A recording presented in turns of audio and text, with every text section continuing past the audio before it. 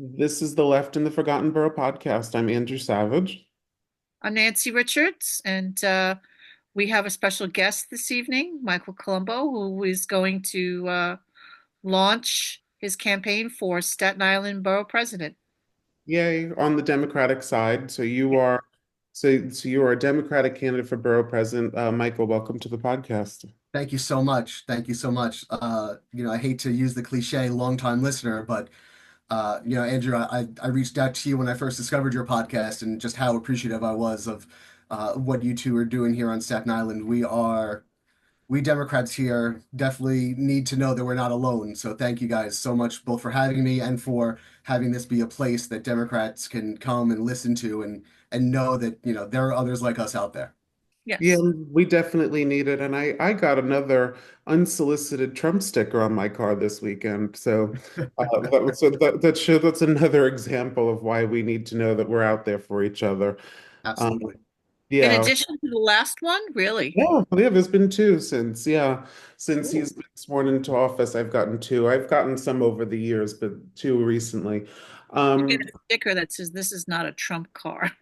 yeah, well, I wanted to get the one with the trans flag that said "fuck your executive order," and but, Yeah. but yeah.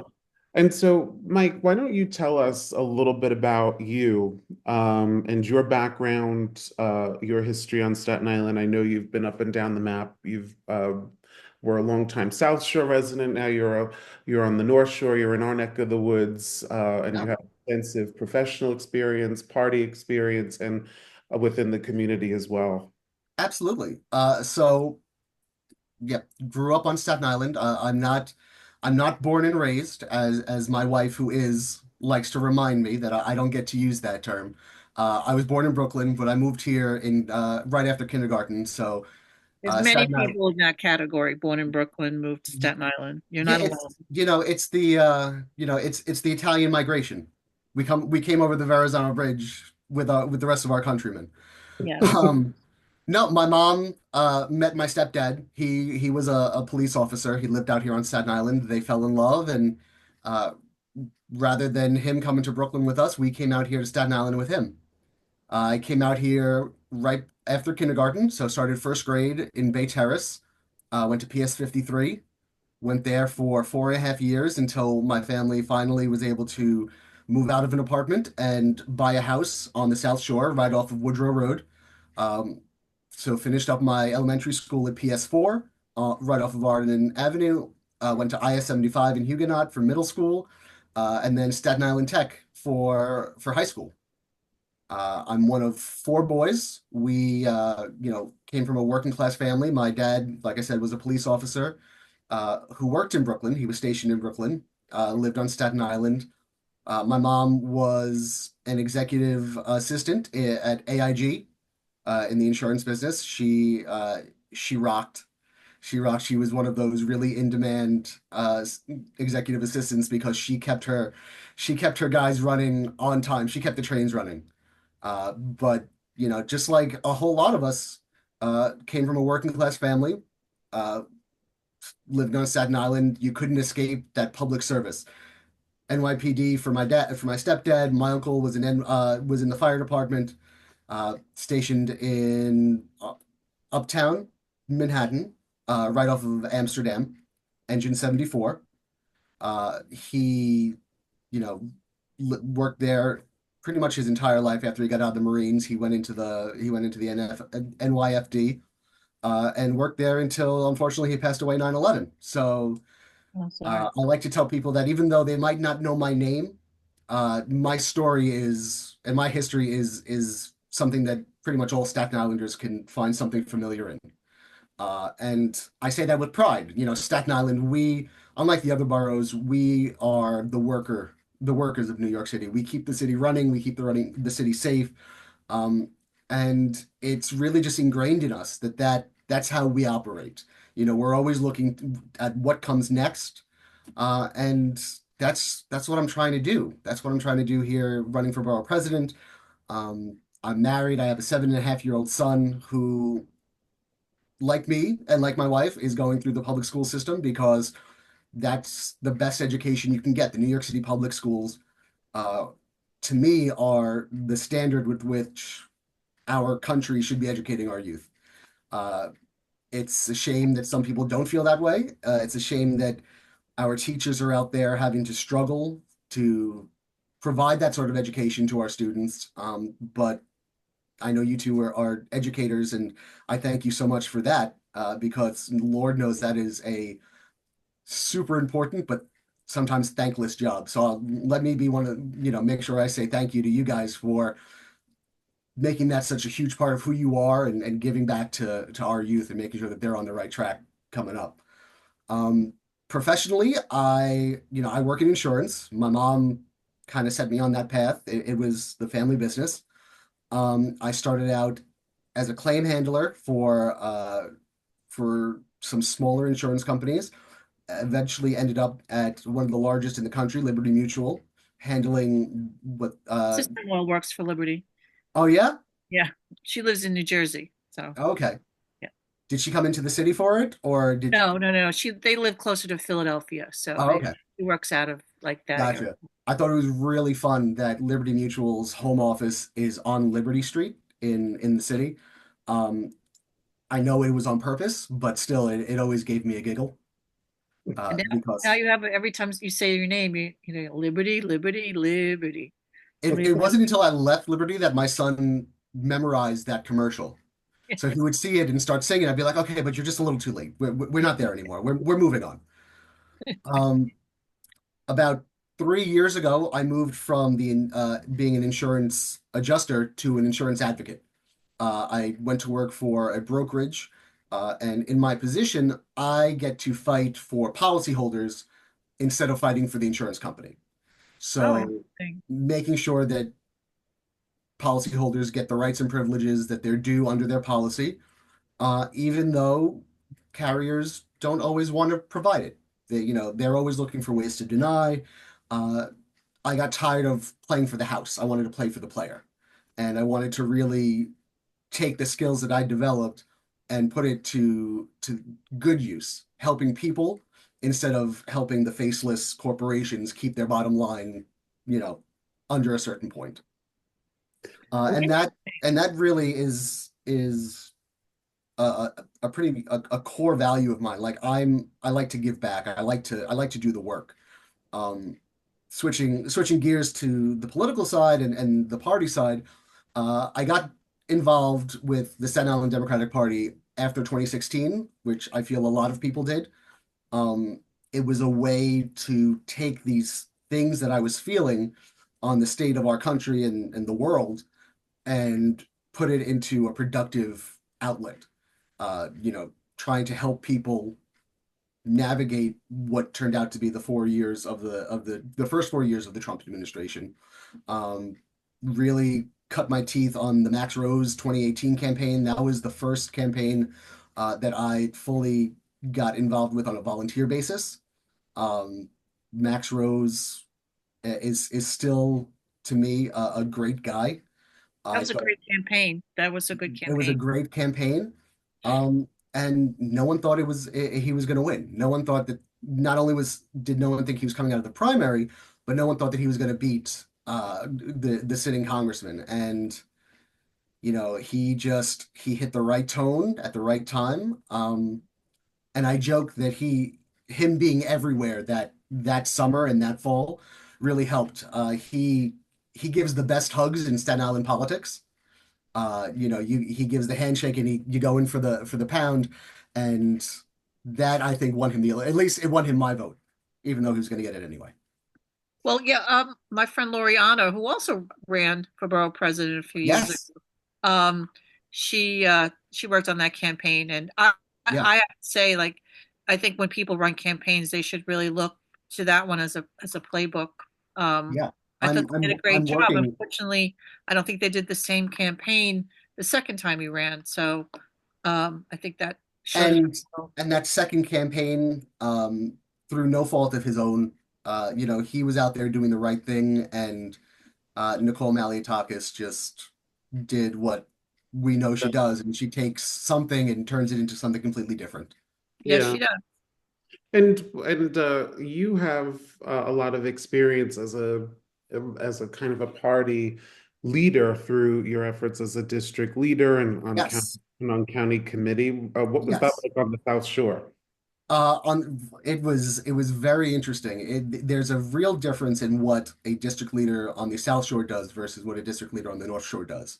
I think on the North Shore you look to people like Jazzy Robinson, who is out there and is just so forward in the community. She's out there and she's doing great work, whether it's helping set up the community fridge and food pantry on Forest Avenue.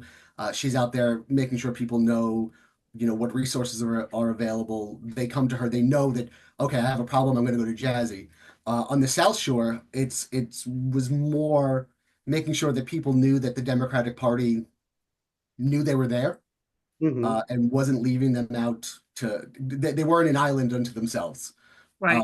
That's at least that's what I tried to do as district leader, and the people that came before me there, John Mastalone was district leader for I want to say like a dozen or 50 to 15 years, 12 to 15 years. Oh, forever, yeah, Um, yeah. yeah, John Massalone was a South Shore institution, and the female district leader, Alice Ponzone, who's still down there. They, I owe them everything when it comes to my role and the path I walked as a district leader because I learned from them that you have to have a thick skin because down on the South Shore as a Democrat, you're gonna get some weird looks, you're gonna get some weirder sound bites, and you're Doors not of always going to have you're not doors. always going to have the kindest people responding to your door knock. Yeah. Even though they might be registered as Democrats, they registered in the 70s or the 80s. And so you knock on their door in 2020 saying, "Hey, we looking to get signatures for Max Rose and Joe Biden," and they're just like, no, thank you," and that's being kind. That, no, that's true here on the North Shore too. If you look at good parts of West Brighton and Randall Manor, that's become very conservative. Just hanging out on Forest Avenue, just I'm, I, I was out the other night on Forest Avenue, and I was like, there's really a turn and what people are supporting. I mean, no, I mean who? So yes, but And I think we can always change the tide. Yeah, I think as Democrats, we look and we say, how could this happen? But we also need to be realists and really dive into what the data is telling us. I do think, even though for us, I know that the idea of fighting for democracy and fighting for this abstract concept resonates with us, and it's something that I fully believe in, and I know you guys do too. But I can totally see how the everyday person doesn't, not that they don't understand this concept, but they look at it and as someone as Donald Trump is telling them, "I'm going to help you as a person," even though he's lying, Yes. as opposed to where our national party was coming from, saying we're defending this institution. We're defending democracy, whereas Donald Trump says, I'm going to defend your, food bill.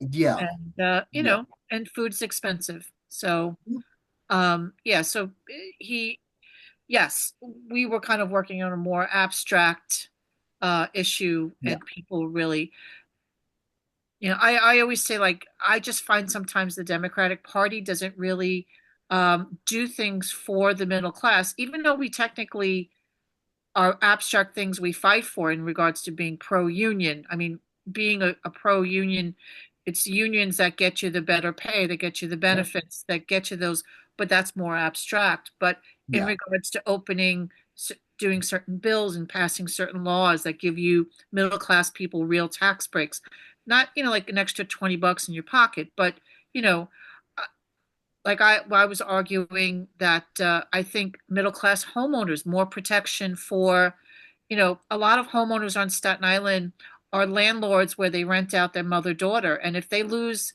that income, they lose their mortgage, and yeah, so they're paycheck to paycheck homeowners, which is a different category than like a rich landlord. yeah. That's what 100%. these are the people that 100%. need help. Yeah. And And and so, not to jump too far ahead in our conversation, but that's a real pillar of what I'm running on. for borough president. It's that affordability aspect. It's making sure that, we not only do we need to find a way to make it more affordable for people here on Staten Island to own their homes, to stay in their homes, to start a family here, but also need to make it so that government is working better for them, because we pay our taxes just like in my day job. Someone pays for the protections of their policy, and when they don't get the rights and protections that they're entitled to, that's when we have to step up our advocacy for them. And so that's really the driving point of my campaign for borough president. So, Good. yeah, and so I think that's, an advocate borough president is certainly something we need. So, uh, just talk about what the borough president Yeah, does. Because the Supreme Court rendered it relatively toothless a long time ago. yeah, yeah. And So it was in the city charter revision of 1990, yeah, where they took many many of the powers of the borough president and consolidated it into the mayor. hmm So really, it left the borough presidents as, one of their chief responsibilities is filling the community boards, and then otherwise, the role is an advocate for your borough. There's no legislative power. You're not writing bills, but you can influence bills, and that for me is what drew me to this office, to this run, because I've spent a career learning how to advocate for people. And that is And your job. You're an advocate. yeah, that's my job. So I really, running for borough president, and, with the help of you guys and listeners and the voters of Staten Island, winning this election, it's not going to be too much of a change from what I'm already doing. It's just my client's going to change. I'm taking Staten Island on as a client. I'm getting rid of all my other ones. And just like I do in my 9 to 5 now, I am ready to go to war for them, with the nameless, faceless ideas of government, whether it's at City Hall, whether it's up in Albany. I'll go to Washington, D.C. to fight for this island. That's how much I love it. And I think that is really something that is going to set me apart from what we've had. We've had a series of past legislators. It was always seen, at least for me, I always took it as people looking at it, oh, this is just another step as you're leaving public service. You do your 8 years in the city council, and then you're term limited. And so what's going to happen? Oh, I'm going to run for borough president, because why not? Um, that's not for me. I'm not in this because I am term limited somewhere. I'm not in this because I'm looking to see what's next. I'm in this because this is the best way that I can serve Staten Island with the skills that I have and I've developed and honed over my career and my life. And that's what I want to do. I want to leave Staten Island in better hands than when I came here. Sounds like a good reason to be borough president. So it yeah. definitely does. I didn't even think of that in regards to sometimes people think the borough president job is like, oh, I'm term limited out. It's the next step. Um, and when I think about famous borough presidents, they were advocates for Staten Island. They were a voice. My college senior paper was on the WPA projects, and De Palma, who was part of the Fusion ticket, really was an advocate here in regards to getting a lot of the WA projects happened because he was an advocate and made sure that a lot of stuff was built here. So a lot of our sewer systems, high schools were built from WPA money. Yeah. So And even, just looking back a few years, even though we're from different political parties, I thought Jimmy Otto did a great job advocating for Staten Island.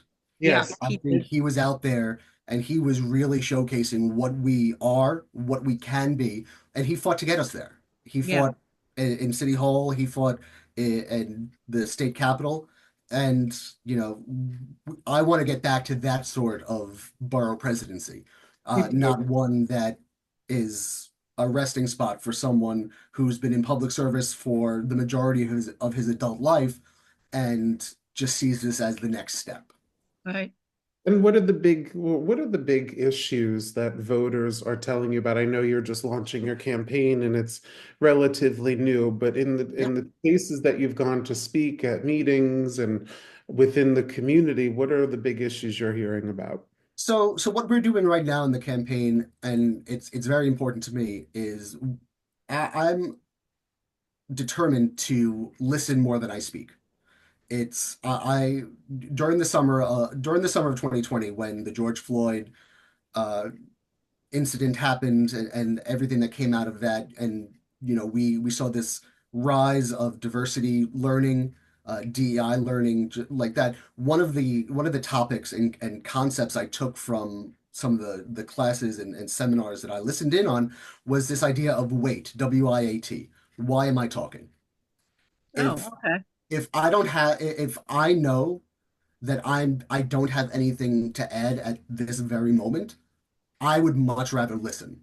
And for me, that should be the number one job of the borough president is listen to your citizens, listen to your constituents, see what they need, see the not only what they need, but see the issues as they have them.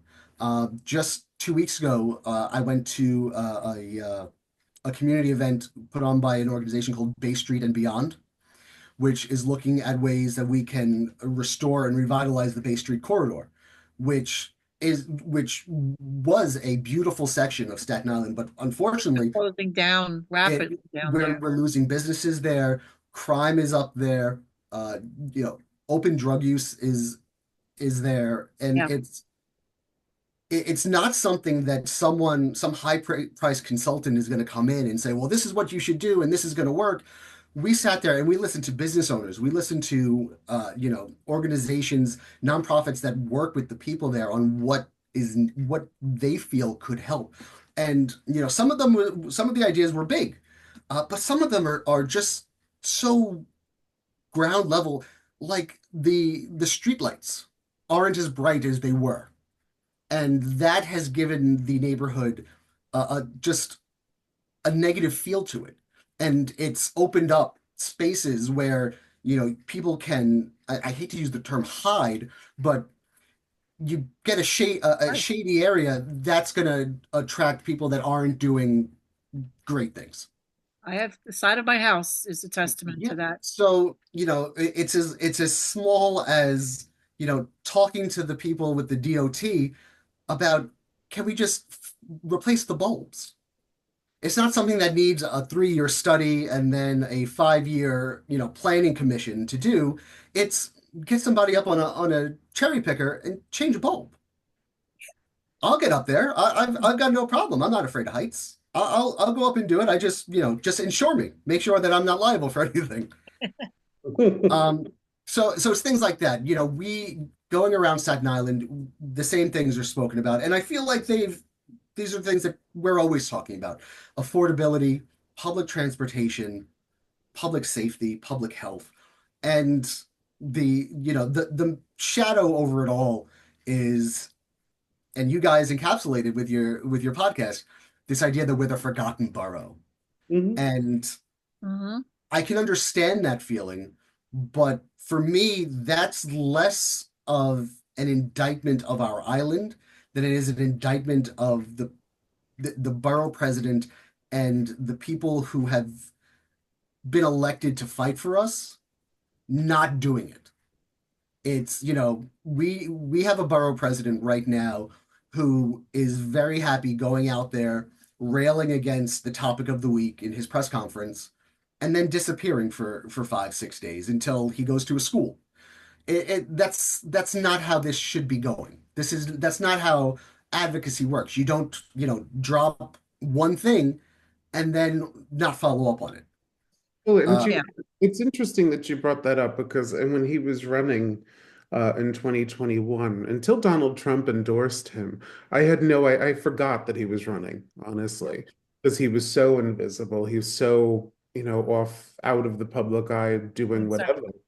And so it was interesting that you mentioned his invisibility. So, um, but if you listen to the advance, he's doing great. He's Yeah. out there, he's doing whatever, he's railing against this or that.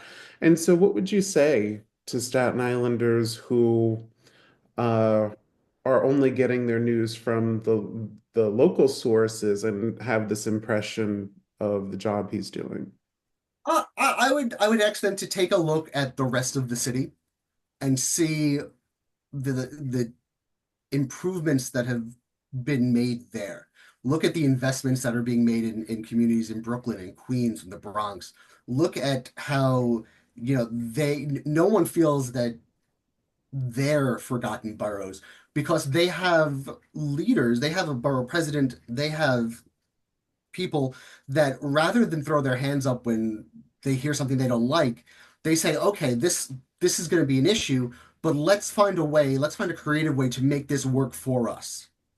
You know, with the one of the big topics for Staten Island right now is congestion pricing. Yeah. And it was great. Vito Fossella was out there saying this does not work for us. And he joined on to the lawsuit with the UFT.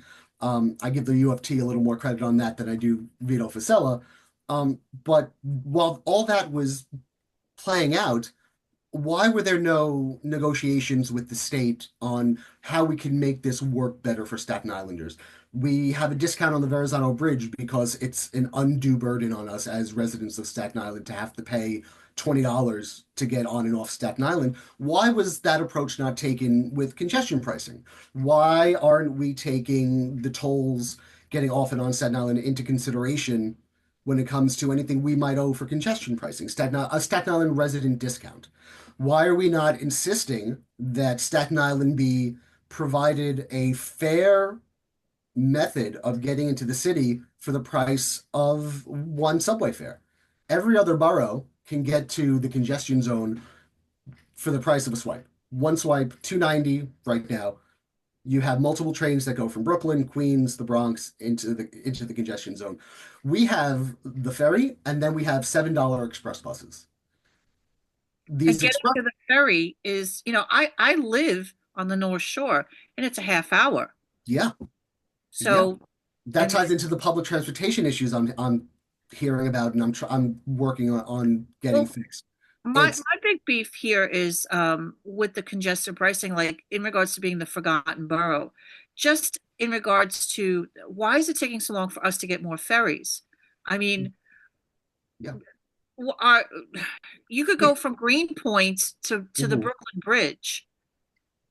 Why are those areas being, they have like many different ferries in that Brooklyn Manhattan corridor, but what about Staten Island? If you want us to get to the city quicker, I have to say, and it needs to be promoted more, but the smaller ferry in St. George that takes you midtown, Mhm. it saves so much time. It I mean, does. It it's does. 20 minutes to Midtown. And then I've taken those buses that take you into like 34th or 42nd, and it's really a much better ride. It So is. where's the ferry to Brooklyn in regards to, or the east side of Manhattan? That's Because there's a 34th Street turn, like where is, yeah.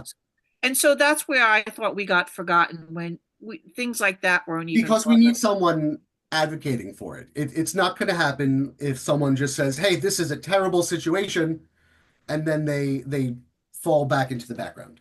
Yeah. Uh, I mean, it's it's advocacy, even in the face of something that you know you're not going to defeat. There are little improvements that can be made on the margins that make it easier to swallow. Uh, like you said, increase that fast ferry. Not only do we increase frequency, I'd love to see it extended to Bay Ridge, uh, yeah, open up the economies in both of those sections. And I'd like to see it expand to the east shore of Staten Island. We yeah, had we had the fast ferry after Hurricane Sandy go out of Gateway Park because the train tracks weren't in usable condition. I'd love to see. I'm going to fight to bring that back. I want to see that as a regular option for people. They have ample parking there. They had a shuttle bus that took you from the parking lot to the pier, and I'd love to see it expanded to the South Shore. There are docks and piers in Tottenville I spoke to a woman down by the conference house who told me that she spends 5.5 to 6 hours a day commuting. A Yes. day. That's time that she doesn't have with her kids, that she doesn't have with her family, that she doesn't have with her friends, that she doesn't have spending her time and money in Staten Island establishments because she's just waiting to get home. And Yeah, putting a ferry, the fact that we're an island and we do have some viable, like, all right, it might take years to build like a big terminal, but we do have piers and Yeah. we can, you know, or we, you know, in regards to building a train, I know that that takes a while, but Yeah. like we have a relationship with Brooklyn. I mean, just look at the Yeah. traffic. I work in Brooklyn and I tried once to do public into where I work. It was Yeah. 3 buses to get there. And so I jumped in my car. You know what I Yeah. mean? There They and want us to leave our cars at home. They want us to not have the cars. And I respect the reasoning behind it. But to do that without giving us the another options and the frequency that would allow us to do that it's malpractice. yeah, It's malpractice. Not only for commuters like you and me, our bus services have to get better. I live right on Richmond Terrace. Uh, I drive my wife to the ferry every morning because the S40, it's not reliable to get her there on time. no. Maybe I can look up We Madison have, Harbor, how far that is. yeah, I have a friend who works at Lavelle Prep High School at the teleport. They had students failing because they weren't getting to school on time. They were excessively late. And through no fault of their own, because it's either you wait for the bus you normally get that never comes, or you have to get up an hour earlier. And we're talking about 16, 17-year-old kids who need that sleep, who need it for development to get there super early where they can't even get into the facility. Yeah. It's not feasible. And don't get me started on our older population who has to go into the city for specialized doctors because we don't have them here on Staten Island. And you know, why haven't we had an expansion of accessory eligibility here on Staten Island That's the point. to Yeah. to ease the burden on those citizens to make it so they don't feel it as hard, and that too is tied to the price of a subway fare. We should be getting all of the benefits that the other boroughs get when it comes to a public transportation, but we're not. And we need someone who's going to actually fight to get creative with these solutions rather than just coming out saying this is bad and offering nothing else. cool. Uh, And just getting back to public safety for a moment, you mentioned the fact that you were talking to business owners in the Bay Street corridor and just their concerns about public safety. Um, a lot of us, think that certain laws and policies that were passed at the state level enabled a lot of this. Whether they were well-intentioned or not, this is how it's played out.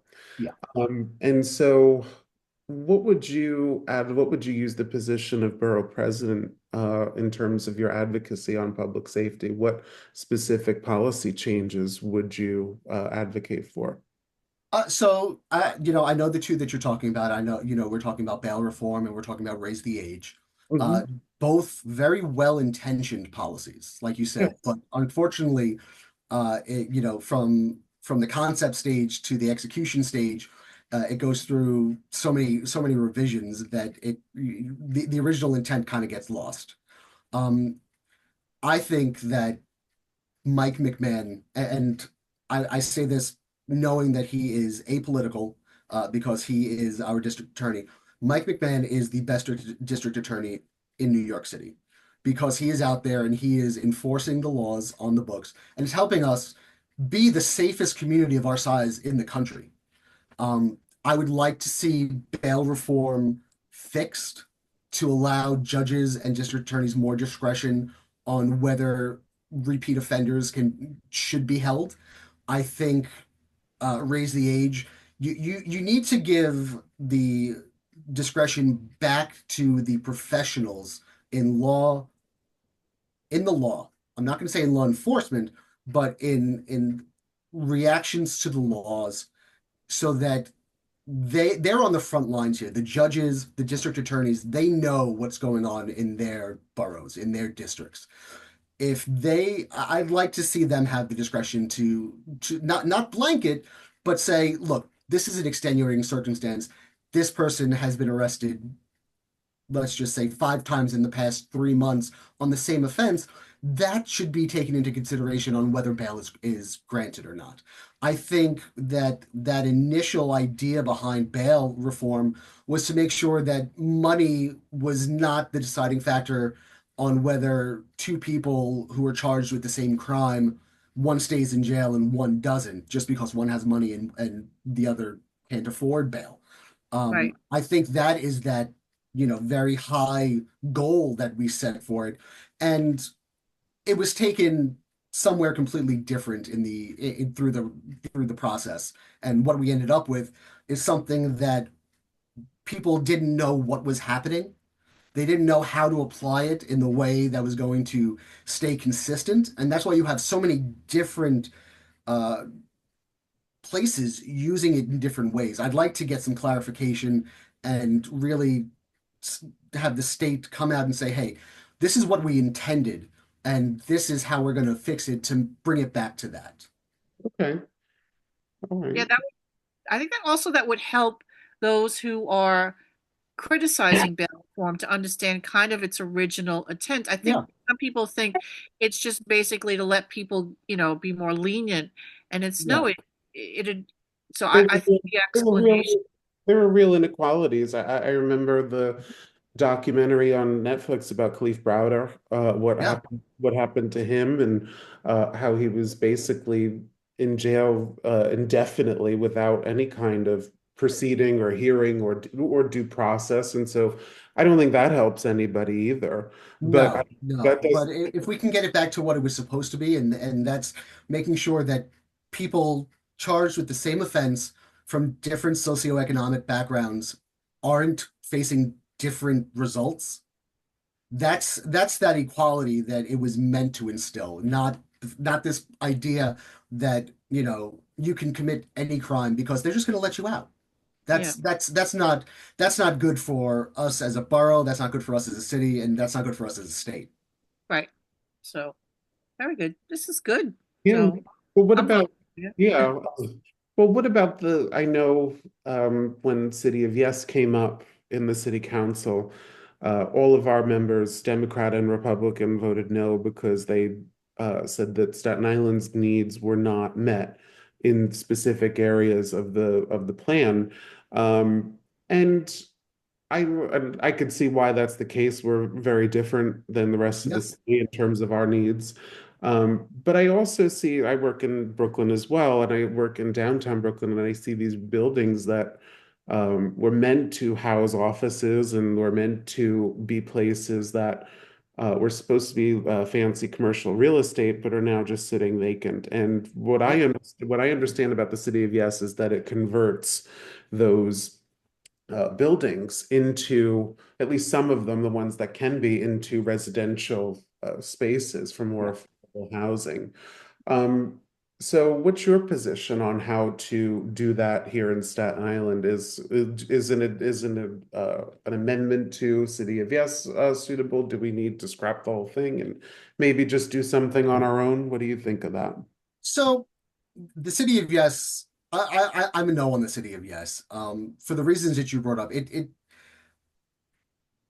the mayor is in a very any mayor in New York City is in a very unenviable position. It's you're taking 5 boroughs who, even though we have commonalities, we're all very different, and you're trying to do what's best for everyone, but you do kind of come across with this one size fits all approach, and that doesn't work anywhere. Everywhere is different. Everywhere has specific needs. Um, I don't, we don't have those empty high rises here on Staten Island that can be converted just because that's just not who we are. Yeah. That's not what was ever developed here. That's never going to be what's developed here.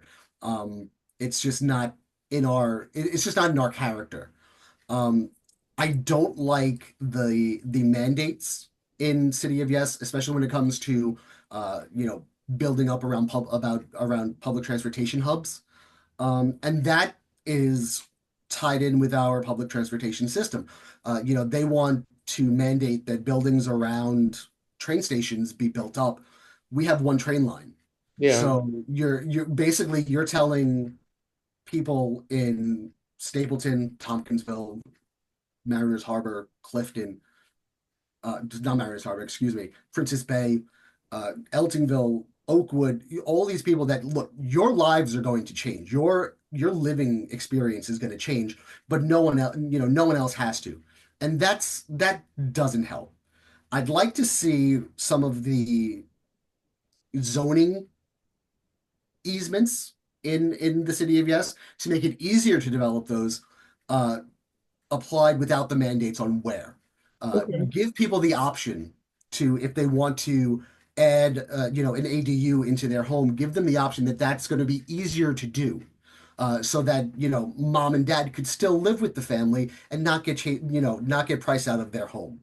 Um, I like to make it easier to get to a point where we are building housing to suit our needs as opposed to trying to plan what's reacting to what we're facing now with no look to the future.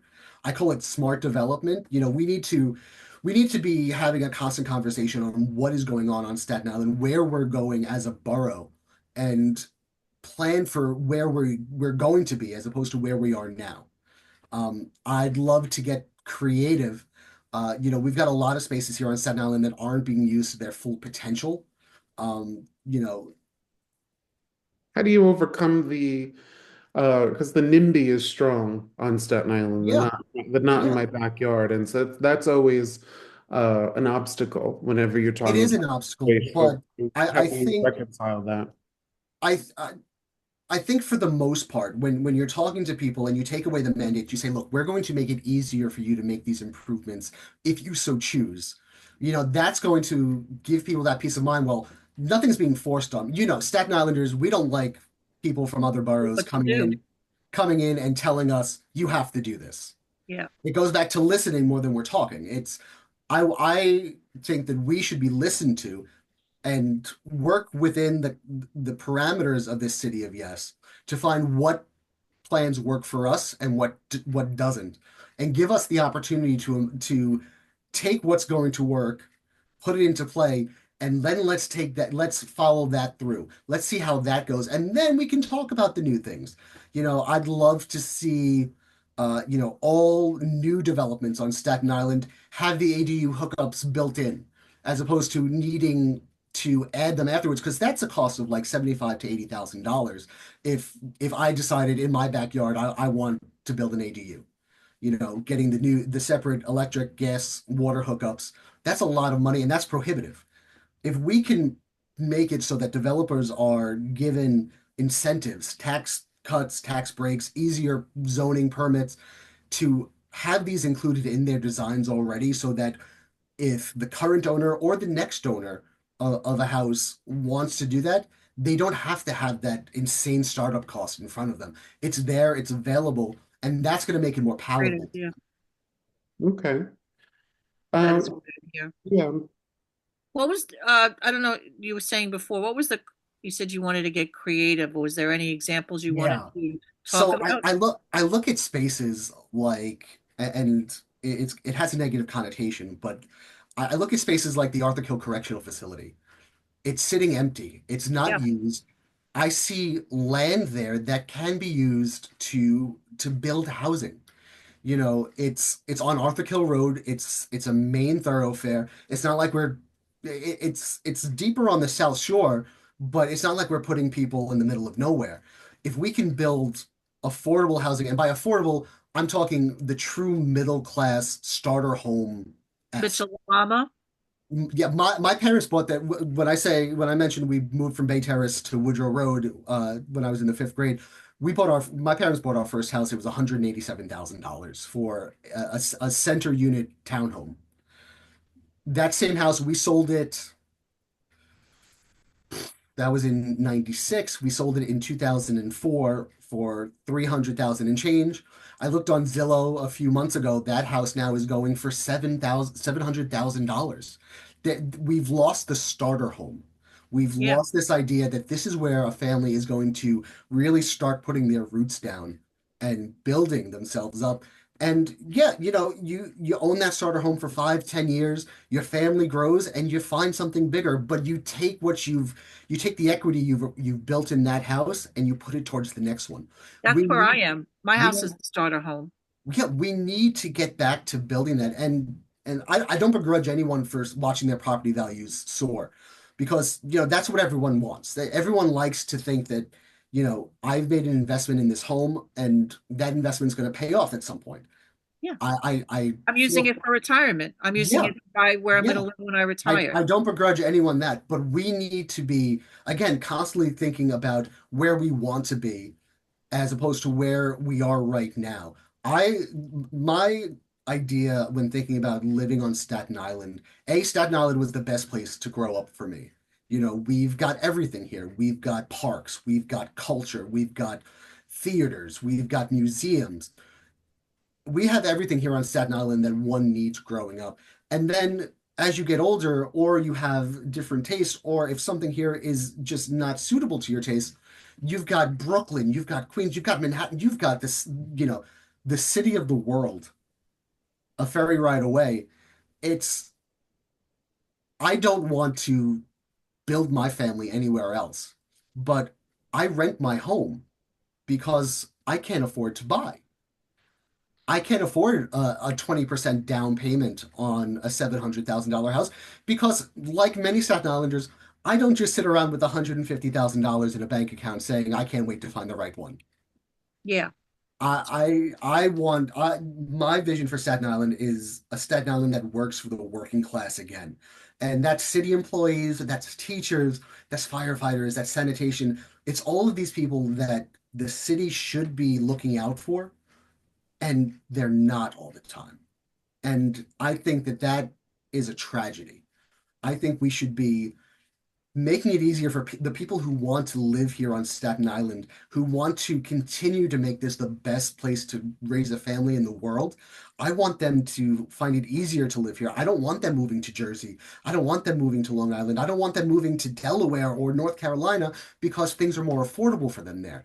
I want them to make Staten Island their homes because making Staten Island their homes is going to make Staten Island better today, tomorrow, and for the next 50 years. Absolutely. And just to end on this note, so we've brought him up already, your opponent, Vito Fossella. Um, what would you say to, so sometimes I hear this a lot on Staten Island that, well, both sides kind of sound the same. They Mhm. are just sort of two sides of the same coin. What would you I say don't the think so at all. I'm listening to him. no, no, not at all. But just that's what a lot of people who are not, nerds like us, where they don't follow along all that much, and so they say, well, they're both sides of the same coin, especially now the Democratic Party is, in sort of the wilderness at the moment, nationally and other places. And so what would you say is the biggest difference, and why should somebody vote for you and not Vito Fossella? So Vito Fossella has been a mainstay in Staten Island politics for a long, long time. I'm 39. I graduated high school in 2004. Uh, C-SPAN did a politics in the classroom event at my high school where Vito Fossella spoke to us. Uh, Unfortunately, his tune hasn't changed since 2004. You can't approach the issues of 2025 with the 2004 plan. It's a different world. We've had I don't know how many different worlds since then. So when people say that it's two sides of the same coin, or what are you going to be able to do that Vito Fossella isn't going to? I'm going to get out there and fight for the working class of Staten Island who are going through these hard times because I am a working class Staten Islander who's going through these hard times. I don't have my nest egg set up. I don't have my big house on the South Shore behind a gate. I am living in a rented house. Thank goodness that my sister-in-law owns the house, or else I don't know if I would afford this. Yeah. My wife and I both do well, but we still can't establish those roots here as deep as we want to. I want to get out there and fight for Staten Islanders because I'm going through the same issues. So if I'm going to look for the solutions for myself, why am I going to keep that just to me? Why aren't I going to help to try to lift everyone up? Let's all get out of this. Let's all find a way to make things more affordable for each other. Let's look out for each other like we come together when times are really bad. You look after 9/11, we were united. You look at the Hurricane Sandy. I was out there after Hurricane Sandy with a group of friends. We went to Cedar Grove Beach and we cleaned houses. We helped remove debris. We walked out of there as dirty as we've ever been, thinking that we were never going to be clean again. But we were together. It's that sort of thing. The best way to fight fight the fights here on Staten Island is together, unified, because that's what it takes. You know, we're going to approach all of the issues of Staten Island in the idea that we can get things done better together. And that includes fighting. I'll fight the Democratic Party. I'll fight the Republican Party. I'll fight anyone who is coming in with plans that aren't going to help Staten Islanders as a whole. If you come to me with an idea, say, "Hey, look, I'm not in your party, but I have this idea. I want to hear it. Let's find a way to make it work as big as possible because that's how we're going to have success. We're going to have big, bold ideas because that's what Staten Islanders are looking for. They're looking for these big, bold ideas. They're not looking for the status quo. They're not looking for the same thing that's always been done because it doesn't work for us. It doesn't work for us. It's gotten us this feeling that we're the forgotten borough.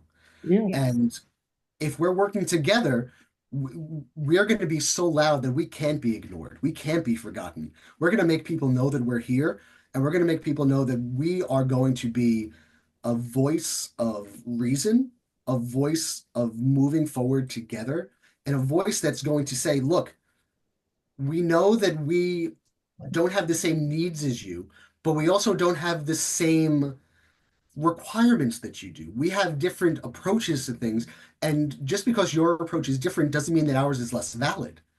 We do what works for us here on Staten Island, and we do it very, very well. And I think that we need to bring that approach uh, to every shore on Staten Island and to the city. They need to remember that we're here, that we're not just going to throw our hands up at things and then they can roll right over us. We're here to roll our sleeves up, get to work, and fight for our citizens, fight for our home to make sure that it stays what it has to be. And that's the best place in New York City to raise a family. Well, Thank you. thank you. Thank you, Mike Colombo, candidate for Borough President. Excellent. Thank you. Thank you. If I can just get one more little plug in, Sure. because this is what they've told me, you have to do, to your listeners, to the viewers, visit our website, www.colombo, the number 4si.nyc. You can find out more about me there, more about our plans, find out how you can get involved. And there is a donation tab.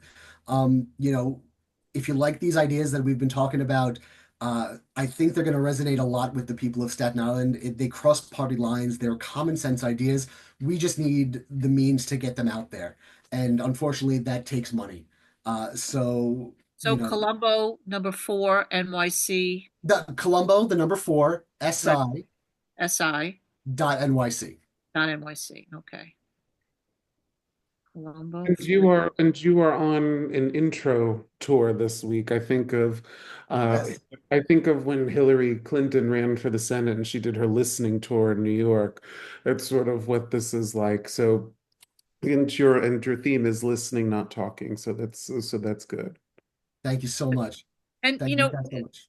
the things that you talked about with us today, I think are going to resonate with many Staten Islanders in regards to, with housing and, with congestive pricing and becoming more creative and doing, creating ideas that can actually happen within the next few years, as opposed to, like you said, doing a study you Yeah. know, and there are definitely solutions. And your background as an advocate, um, so there are so many things that tie in that are the reasons why you should be borough president and people should vote for you. So Thank you. And just one last thing. I want to bring accountability back to it.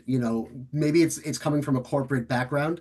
Um, you know, I have regular check-ins with my manager. I have yearly reviews. I understand that for elected officials, elections are their reviews, but I'm someone who it's not about it's not only about what we're working on when we talk about things, it's about what we've accomplished. I want to get back to accomplishing things. We have our big ticket items that are going to take longer just because of the nature of what they are. But there are things that can be accomplished that can really have a difference in people's lives on an immediate basis that should be done. And I want to make sure that we get back to doing that, showing the people that you can trust us with the small things so that when the big things come up, you don't have to worry that we're not listening. Well, yes, thank you, Mike. Thank you so much for being with us and for choosing to launch with us. That's Thank you amazing. so much. And Thank you so much. thank you for yeah, thanks choosing for our coming on. podcast. Thank you for having me. It's been a pleasure. Great. Yes. All right. Take care, Mike. Bye. Thank you. Here. Say hi to your wife. I will. I will. I'll let her and Jackie Alves know that you send your best. Yes, I think that's great. I was a teacher, so Have a great rest of your night, guys. Thank you so much. Take okay, bye-bye. care. Well, that was a good conversation. That was very good. I think he really sent a clear message about what he wants to do for Staten Island. It sounds great, and it's doable. So Yeah. And and I Mike is, yeah, and Mike is, as I said in the beginning, he's the only candidate for on the Democratic side for borough president, but we are going to have other candidates on Staten Island. There's a contested primary council seat on the North Shore with Councilmember Hanks. And she's got a few opponents. Of course, she and her challengers are invited to come on and make their case to voters. And we hope that this will be a place that in these local elections, these are just as important as presidential and as the more high profile ones, that they come on and utilize us to get the word out to the voters they want to reach. yes. So good. I'm glad this was a local one tonight. So We only said the T word a few times. yeah, that's good. And I'm hungry, so Yeah. Well, listen, this is the Left in the Forgotten Borough podcast. I'm Andrew Savage. And I'm Nancy Richards. And if you want to find out more about Mike Mike Colombo for borough president, we will put his link in our comments. Have a great night. Take care.